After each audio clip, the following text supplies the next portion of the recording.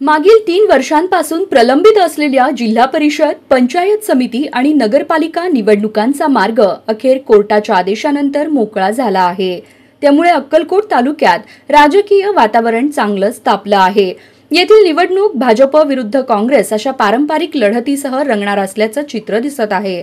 या निवडणुकीत कल्याण शेट्टी विरुद्ध म्हेत्रे गट अशी लढत पाहायला मिळणार आहे। महायुतीमध्ये भाजप, रिपाई, आठवले गट, शिंदे सेना आणि अजित पवार गट एकत्र निवडणुकीला सामोरे जाणार आहेत। मात्र या गटांमध्ये इच्छुकांची मोठी गर्दी झाल्यानं तिकीट वाटपात मोठी डोकेदुखी निर्माण होणार आहे। भाजपमधून सुमारे 200 ते 300 इच्छुक समोर आले असून यामध्ये रिपाईचे अविनाश मडिखांबे, शिंदे सेनेचे संजय देशमुख आणि अजित पवार गटाचे दिलीप सिद्धे यांचाही समावेश आहे। त्यामुळे काही नाराज नेते काँग्रेसच्या वाटेवर जाऊ शकतात। हे लक्षात घेत काँग्रेसने वेट अँड वॉचची भूमिका घेतली आहे। या निवडणुकीत भाजप आमदार सचिन कल्याण शेट्टी आणि काँग्रेसचे माजी मंत्री सिद्धाराम म्हेत्रे यांच्यात जोरदार ताकदीची लढत रंगणार आहे।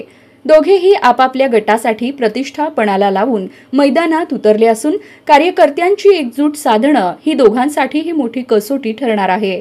चपळगाव गटात भाजपकडून सागर कल्याण शेट्टी विरुद्ध काँग्रेसकडून सिद्धाराम भंडारकवठे किंवा व्यंकट मोरे अशी लढत होण्याची शक्यता आहे।